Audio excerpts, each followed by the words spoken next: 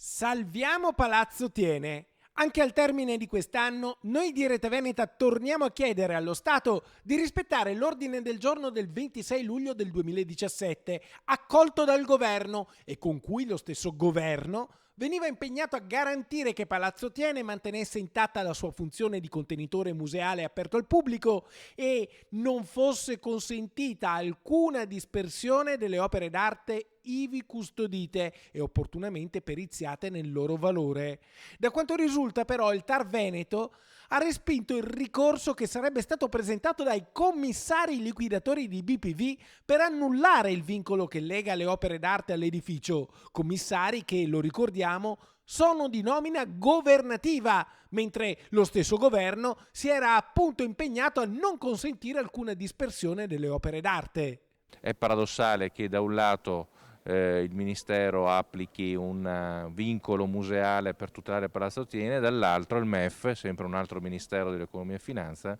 che attraverso dei liquidatori nominati punti a svincolare quel vincolo. Quindi basterebbe che i ministri di competenza si parlassero per superare questo problema.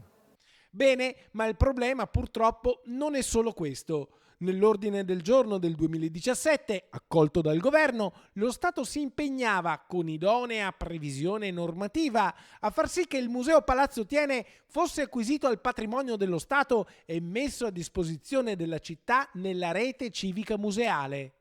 Stiamo come amministrazione comunale monitorando la situazione, cercando di seguire passo passo quella che è l'attività poi di un fondo straniero che naturalmente ha messo in vendita anche tra i vari beni della Banca Popolare di Vicenza anche il Palazzo Thiene. Abbiamo un'attenzione particolare, abbiamo l'obiettivo di convincere il governo ad intervenire in prima persona attraverso il ministro Franceschini per l'esercizio della prelazione nell'acquisto, quindi l'auspicio è che venga rispettato l'impegno assunto già 3 anni fa